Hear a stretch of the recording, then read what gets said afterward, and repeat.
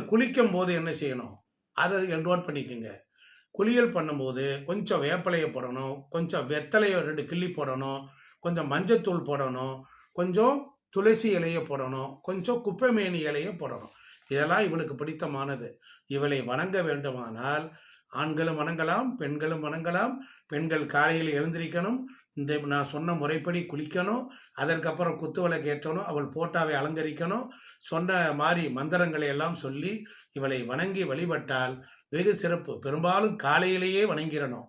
காலையில் வணங்கும் பொழுது அன்று பகல் முழுவதும் அவளுடைய அருள் சக்தி வீடு முழுவதும் நிரம்பி இருக்கும். வீட்டில் தேவையில்லாத பூத பிரேத பிசாச தோஷங்கள், இறந்து போன சின்ன சின்ன குழந்தைகளின் ஆவிகள், நோயில் கொண்டு போனவைகள், நோயினால் அடிபட்டு இறந்தவங்க, அம்மை போட்டு இறந்தவங்க, இப்படிப்பட்டவர்களுடைய ஆத்மாலாம் சாந்தி அடையக்கூடிய அற்புதமான நாள் எது என்றால் இந்த நாளைய தினம்.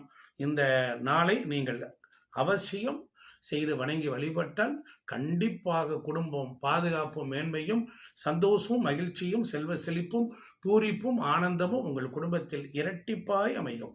மறக்காம இதை செய்யுங்க. உங்களுக்கு சந்தேகம் இருந்தால் எனக்கு ஃபோன் பண்ணி கேளுங்க.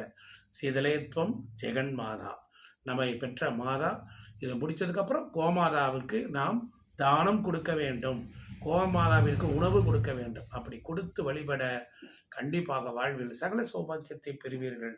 ஜெயிப்பது நிச்சயம்.